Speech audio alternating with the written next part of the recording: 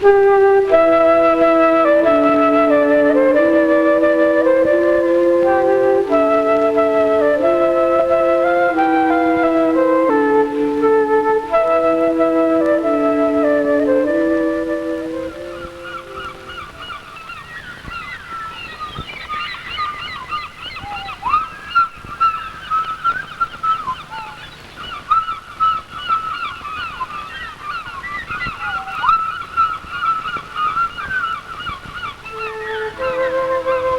challenge of this race is still the challenge of the Atlantic.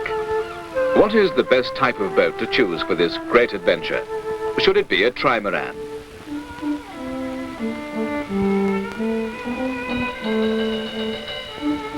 Or a big catamaran like Golden Cockerel, very fast on a beam wind, but with a less good performance to windward? Or the largest possible monohull, built from the lightest modern materials? The single-handed transatlantic race is unique in its freedom from restrictions of rating rule and handicap, the only limit on size being the amount of sail one man can handle by himself. Geoffrey Williams chose Derek Kelsel's GRP foam sandwich construction for Sir Thomas Lipton.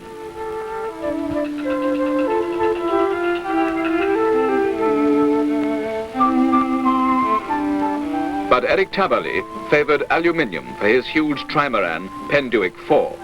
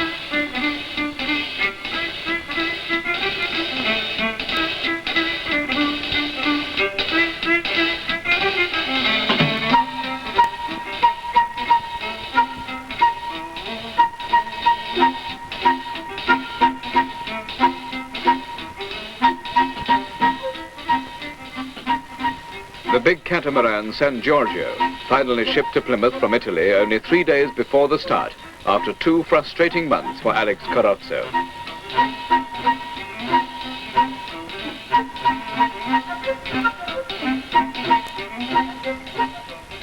She was rumoured to be the craft most feared by Eric Tabarly, but there were just 72 hours left to rig the enormous mast to make her ready for sea. A very experienced seaman, Carrozzo was the only lone sailor to have made a winter crossing of the Pacific.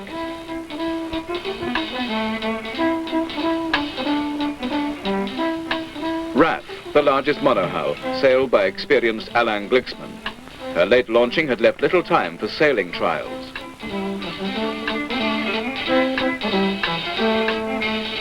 Koala 3, complete with anti-whale bar. Skippered by beautiful Edith Barman, the only woman competitor, accompanied by her small dog, Schatz.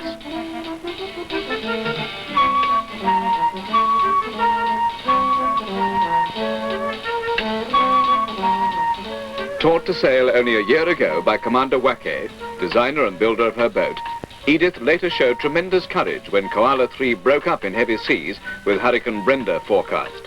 She calmly sent out an SOS and was rescued by a French research vessel.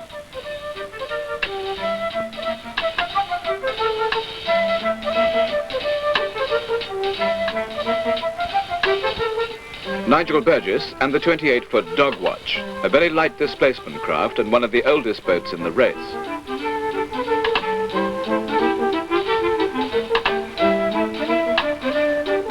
Mechs arrived from Germany with a full crew.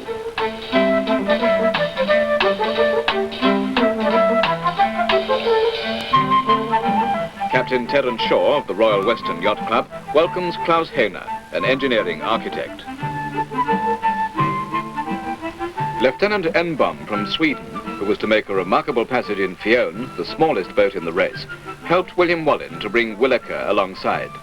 Wallin, in spite of being Swedish, was to find it bitterly cold in the North Atlantic and put him to the Canaries.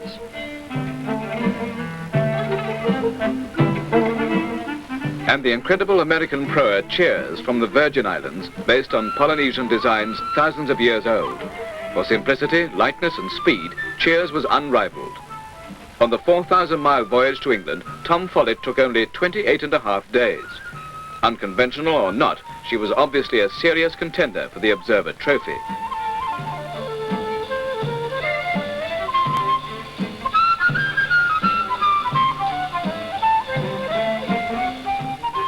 Though handling her in crowded waters was not without problems.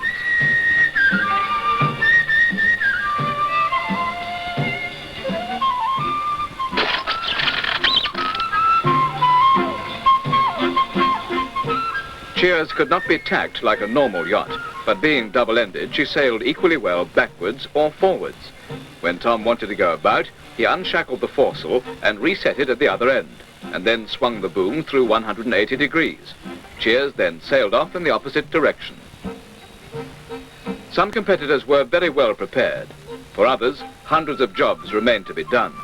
Netting to prevent sails and skipper from falling overboard.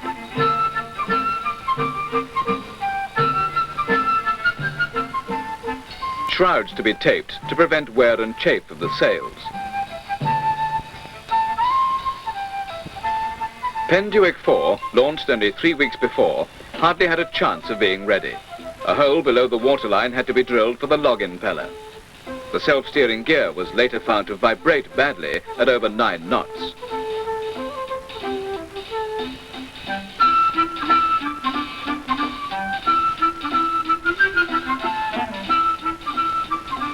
André Ferzon getting a hand from Jean-Yves Turlin.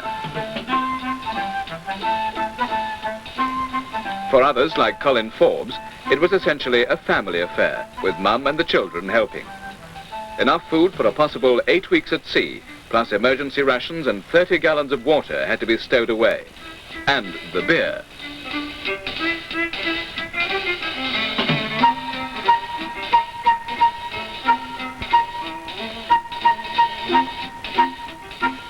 A distress transmitter taken aboard II by Egon Heinemann was a luxury that not all competitors could afford.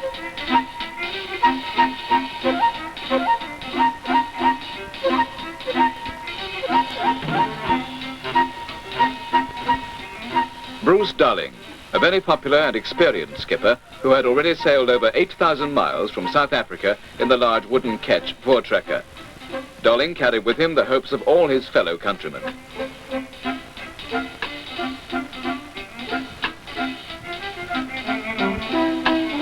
The unquenchable Bill Howell took enough beer for 7 pints a day. He sailed a monohull in the '64 race.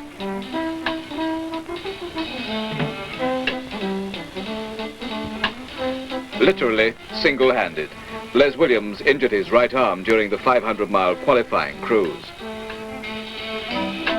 Alex Carrozza still struggled to rig his enormous cat, but in the atmosphere of international friendship, other competitors lend a hand. After a late start, the race was to finish for him on the end of a tow line when he was brought into Falmouth with damaged rudders. Barefooted André Ferzon climbing the mast. An instructor from the Maritime School, Paris. Later, Sylvia too was dismasted, returned and set out again to finish in 12th place. During this remarkable crossing, André fell overboard, but managed to clutch the jib which was trailing in the water and haul himself back on board.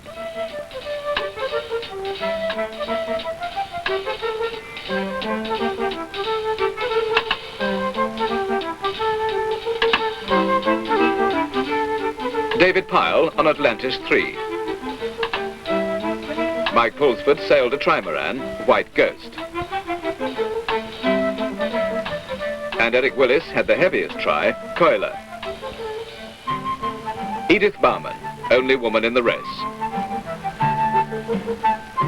Tamor, problem child of the scrutineers. When the committee examined Wackay's tiny trimaran, looking more like a fragile dayboat than an ocean racer, they were unhopeful of accepting her. But the commander threatened to sail whether they accepted his entry or not. In any case, it seemed hard to turn down an enthusiast who had staked all his effort and money on entering a boat that had no chance of winning.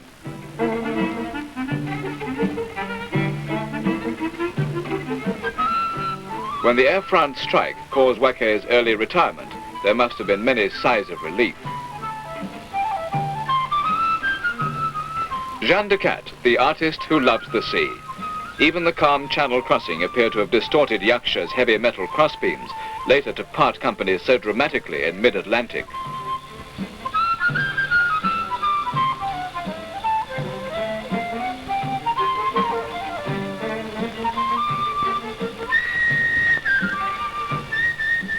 Having already crossed the Atlantic single-handed, Jan designed the ill-fated Yaksha himself and built her financed by a bursary.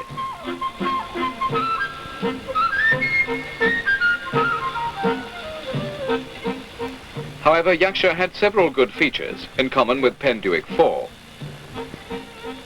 such as a centerboard through the main hull.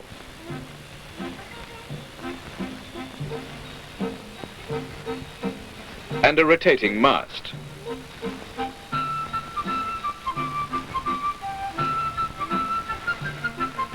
But the lower mast collar was already seen to be slipping down the mast in Mill Bay docks, though the imperturbable Jan appeared capable of tackling any repairs.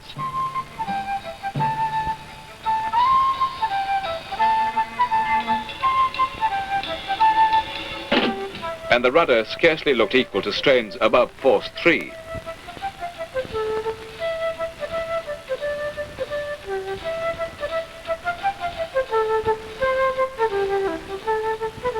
"34 men, 1 woman and a dog from 9 nations were to set out on the following morning to sail over 3,000 transatlantic miles to America.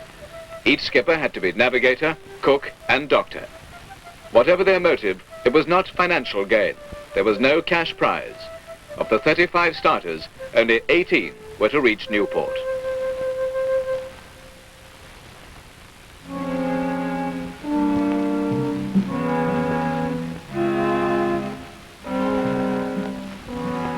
Saturday, June the 1st.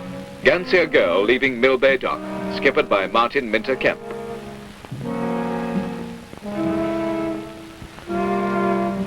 Ambrina, sailed by Mark Kuklinski, was later to sink under tow. Atlantis 3, built by David Pyle for only £500. Noel Bevan, sailing the famous old racer Myth of Malum. Yaksha and the irrepressible optimist Jan de Cat were soon to put into the Channel Islands with rigging trouble, but still buoyant, he set out again to take the extreme northerly route. Perhaps it was better to travel hopefully than to arrive.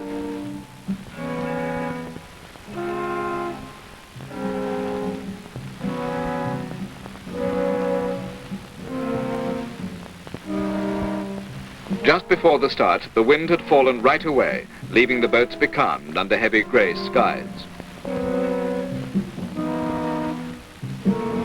Sir Thomas Lipton, dwarfing tiny Goodwin 2, 1/3 her size.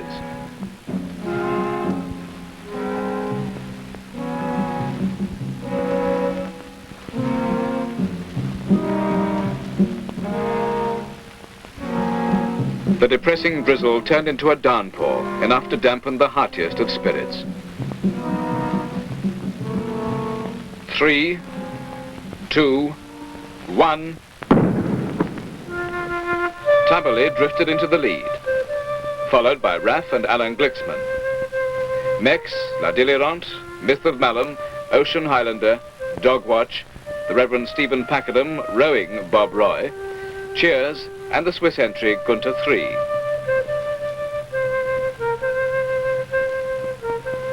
The fortunate craft in the mainstream of the ebbing tide were quickly carried into the lead. Plymouth had not seen such an armada of boats since the days of Sir Francis. Chichester, that is, not Drake.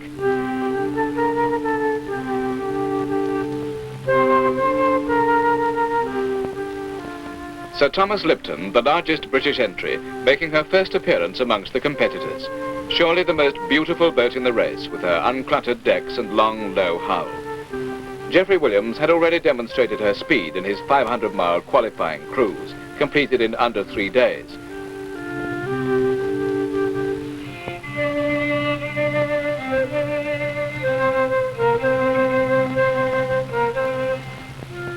A marker buoy snagging round Sylvia too.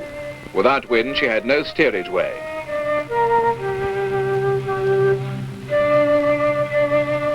Williker and Gunter III, who retired early with mast trouble.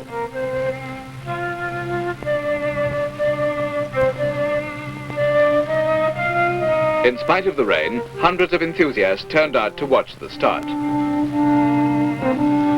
Coiler sailed by Eric Willis, her designer.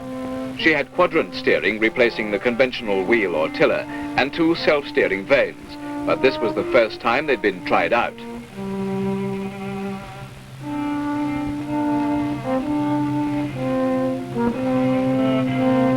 Heavily laden below her marks, the smaller Piver-designed trimaran Startled Fawn sailed by Colin Forbes. Commander Wake paddling his own canoe.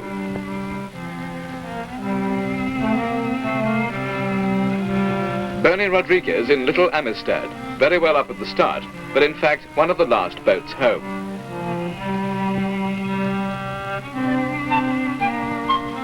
Penduick 4 wallowing in the lead, described by Bill Howell as Sydney Harbour Bridge sailing along. Rotating wing masts and fully battened sails helped to carry the huge aluminium racing machine well ahead of her rivals, even in those light airs. With a beam of 35 feet, she was wider than many of the craft were long. Eric Taberley, winner of the last race, had reluctantly settled for the large trimaran to defend his title. He was firm favourite to win again. But Penduick 4 was completely untuned, and luck was against him. Only 10 hours later, Eric was below decks for 10 minutes when he had the misfortune to collide with an anchored cargo boat in the dark, and became the first casualty of the race. But for this mishap, he must have made an incredibly fast passage.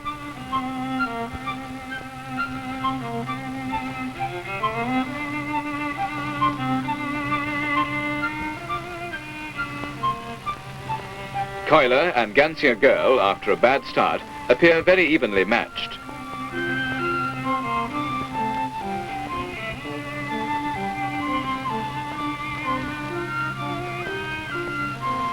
The yachts then divided into 2 fleets. Those out to sea were well clear of the Lizard by the time the inshore group came along.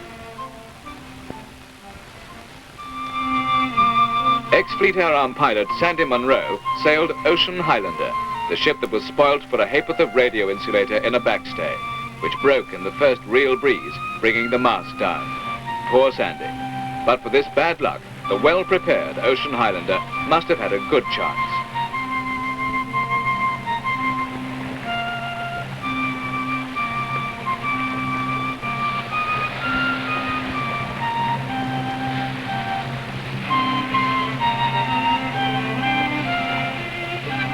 Many competitors were continuously wet through, sleeping in sodden bunks. But there was none of this discomfort for Sandy. Apart from the advantage of sailing upright, his big cruising catamaran, built for charter work in the West Indies, was a floating palace with a charcoal stove and 2 showers. There was even a choice of heads, a pink loo to port and a yellow to starboard. With the seas coming from astern, multi-hulls like Ocean Highlander behave like a giant surfboard, riding each wave for up to minutes at a time, at speeds undreamt of in traditional craft. In extreme circumstances, they can leap clear of the water. Bill Howell reported a spectacular leap of 2 boats' length in his big cat.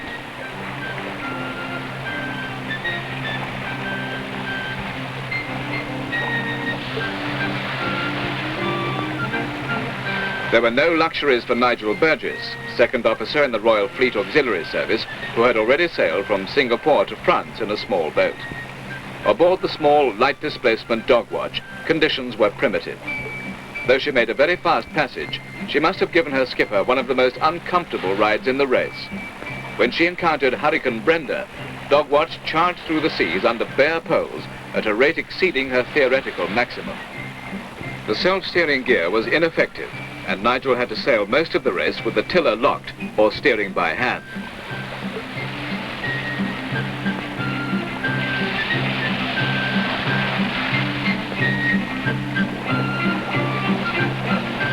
In spite of being home-built, the 32-foot sloop Opus was the most solidly constructed craft in the race. Made from teak on oak, she took over 8 years to complete. Like Sir Thomas Lipton, she was designed by Robert Clark.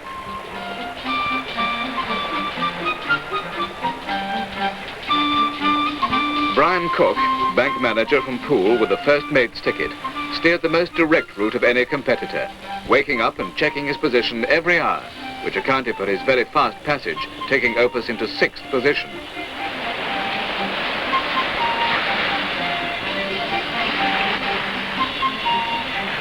Judging the right moment to reef can be crucial.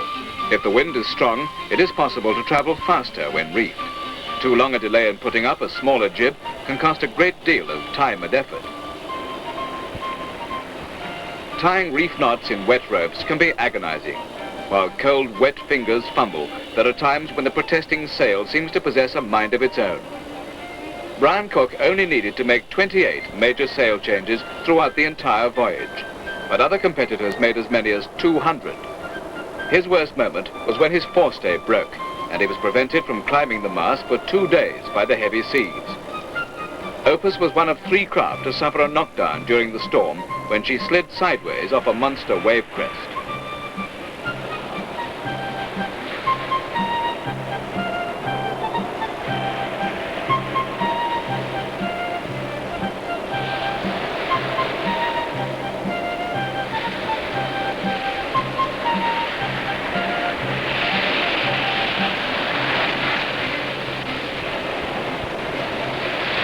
Rapidly falling barometer and rising wind are unmistakable signs of a gale to come.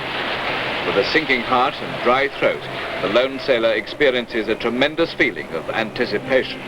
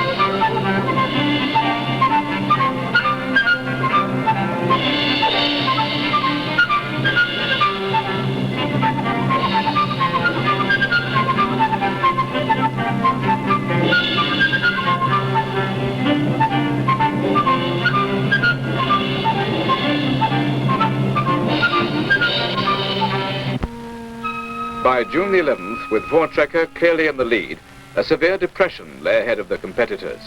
Bruce Darling, Bill Howell and Les Williams read the signs of the weather correctly and tried to go north, but were caught in the eye of the storm with wind gusting to force 10. They were all severely set back. But Geoffrey Williams, aided by a computer, was able to get on top of the depression, where he had a favorable force 7 easterly, giving Sir Thomas Lipton a vital 200-mile lead over Voortrekker and Raff.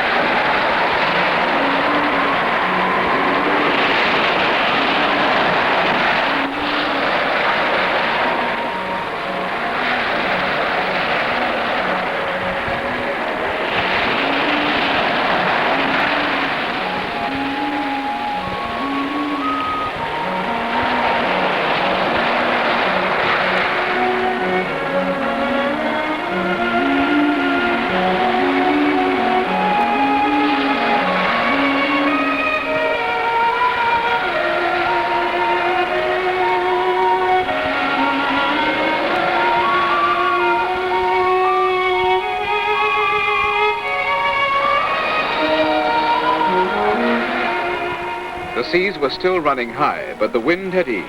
Apprehension had turned to exhilaration. The warmth of the sun and the tang of the salt spray on your face as the boat creamed along under full sail, cleaving her way through the waves. This was what we came for. Spirit of Antisark, like Voortrekker, was designed by the Dutchman van der Stad and was the largest fiberglass production craft yet built. At 16 tons, she was by far the heaviest boat in the race and over 10 times the weight of Cheers. Rigged as a sloop, she could carry over 1,300 square feet of sail. Never before was it thought possible for one man to handle so much sail on his own, especially with an injured right arm.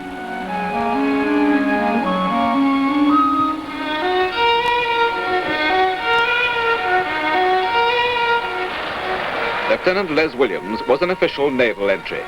He sailed aboard the Sir Winston Churchill on her maiden voyage and skippered the Sail Training Association's yacht Merlin in the tall ships race of 1964.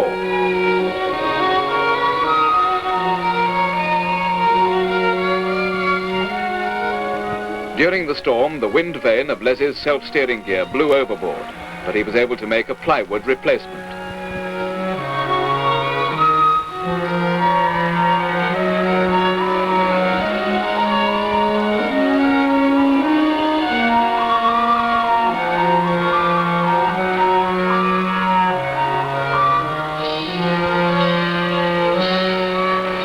Gansia Girl was the craft that pioneered the GRP foam sandwich construction used on Sir Thomas Lipton.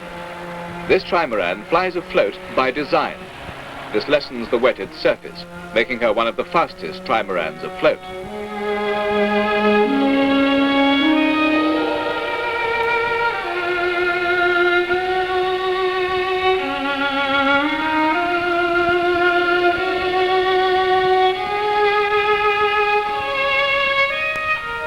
Jan de Cat. His position was to have great significance when he awoke one morning to find his trimaran had turned into a catamaran, and so began one of the most widely publicized air-sea rescue dramas ever staged.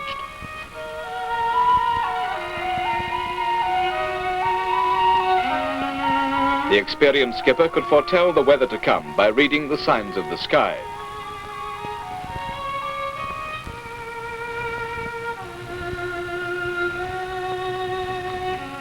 And the rate of fall of the barometer. The lone sailor grew in harmony with the weather. Land sleeping patterns changed. He took his timing from the wind and the sea, and a slight change was enough to wake him.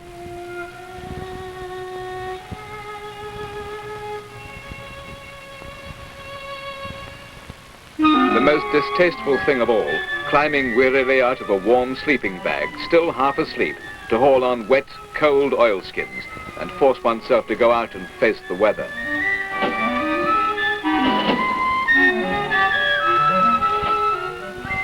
"23-year-old Jean-Yves Terlaine, an architectural student from the Sorbonne, was the youngest skipper to arrive.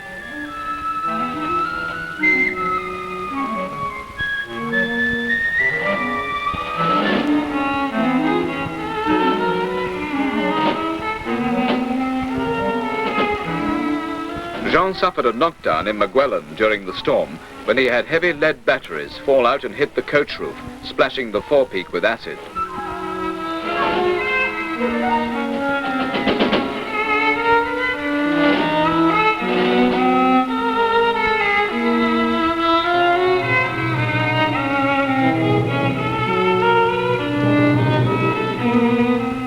Sir Thomas Lipton held on to the lead, sailing a very fast race, but Voortrekker was only 60 miles behind.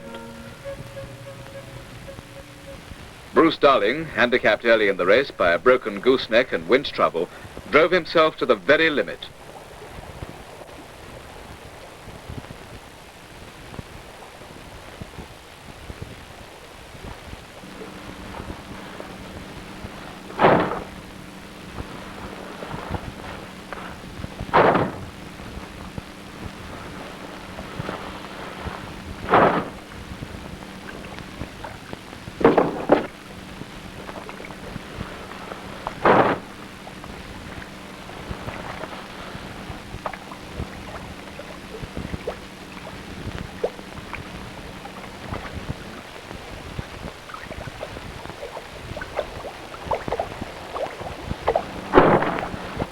Colin Forbes in startled fawn was becalmed for 36 hours. Surely those ceaselessly flapping sails would flog themselves out. Company at last, an inquisitive Fulmer coming to investigate a lonely fellow traveller. But where was everybody else? Surely the others couldn't be suffering from such exasperating conditions. Who would have believed that sailing alone across the Atlantic could have been so utterly boring? With every book read twice over, there were only the American radio programs to relieve the sheer monotony.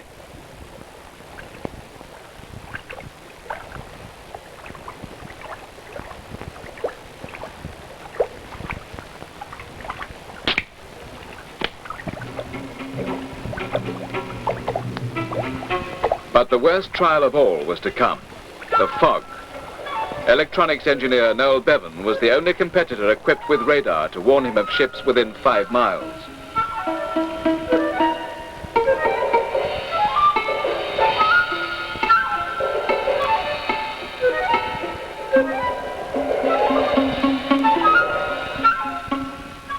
Off Newfoundland were the cold Labrador currents flowing south and westward, mixing with the warmer Gulf Stream flowing east to produce fog. Hidden in the fog were the Grand Banks fishing boats, which did keep a lookout, and occasional icebergs, which did not.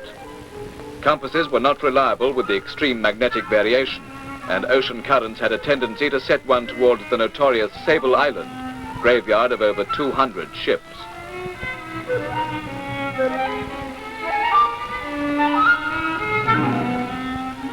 A little cold comfort was offered by radar reflectors. But should one shorten sail and slow down? The Grand Banks were the coldest part of the journey, and the possibility of icebergs meant keeping a constant watch. Brian Cook saw a gigantic iceberg, but for most competitors they loomed large only in dreams.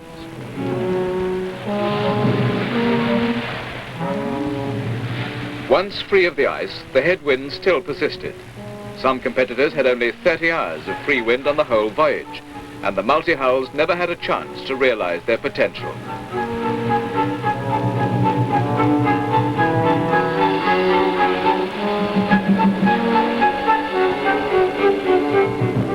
You could winch yourself to exhaustion, but for each precious few miles westward, more miles had to be wasted in a constant beat to windward.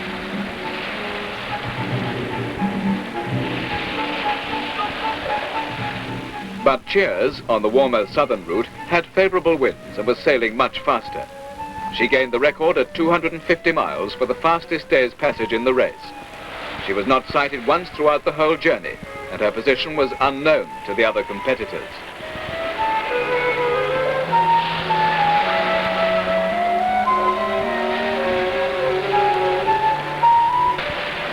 A self-steering vane was a vital aid to the single-handed sailor.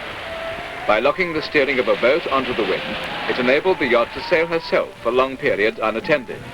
When the wind changed, it had to be adjusted to keep the craft on course.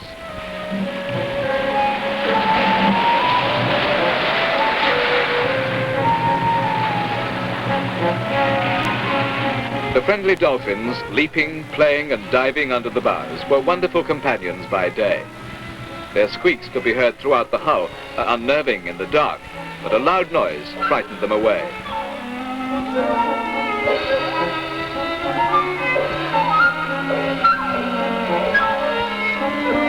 When the sun came out, there was a chance to dry off wet clothing and snatch a cat nap.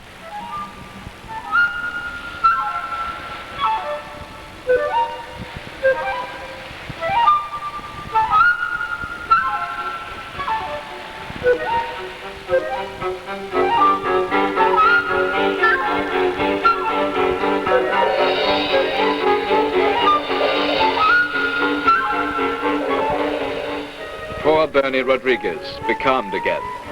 In his double crossing of the Atlantic, he spent a total of 90 days alone at sea, with the winds against him on both crossings.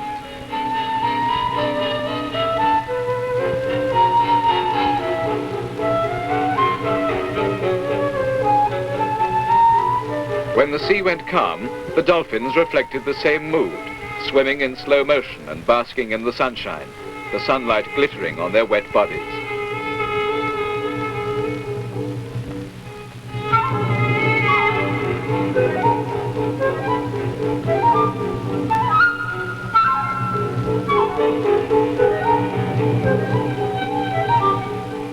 Monique Willis, taken ill aboard Coiler within 300 miles of the finish, was rescued by doctors dropped by parachute.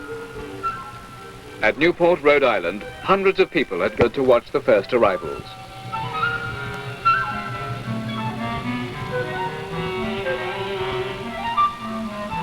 Sir Thomas Lipton was the first arrival.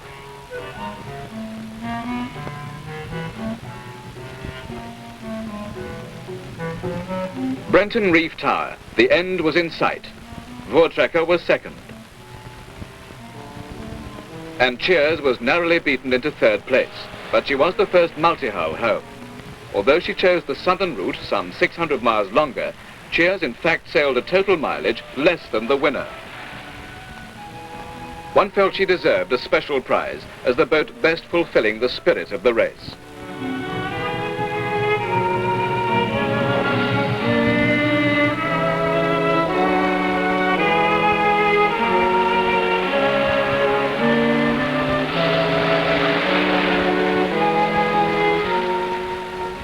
Cheerful Tom Follett had proved beyond question the ability and seaworthiness of Dick Newick's revolutionary design.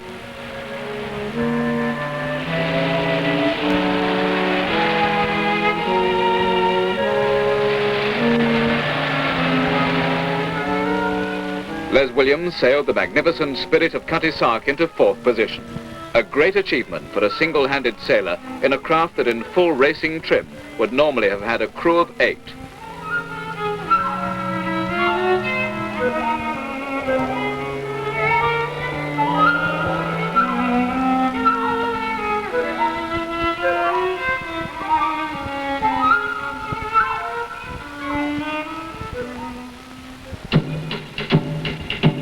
Geoffrey Williams was declared the winner, having made the crossing in 25 days.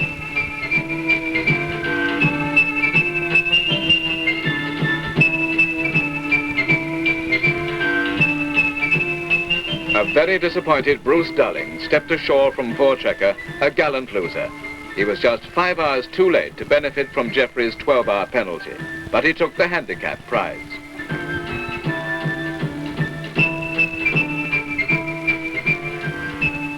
And Tom Follett earned a well-deserved prize for the first American home. The first 3 boats beat Taberley's time in the last race. And finally, after 57 days, came the veteran Jester, completing her 3rd single-handed transatlantic race.